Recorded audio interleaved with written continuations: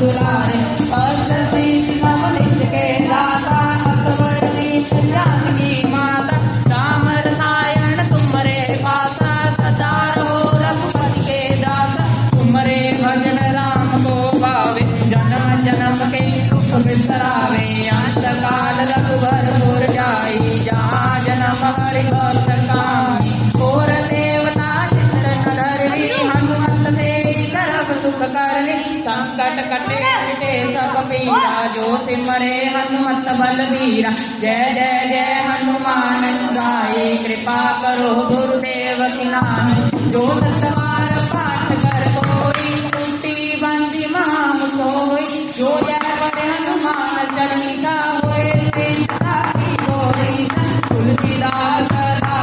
तेरा की जय नाथ जय माडेरा पवन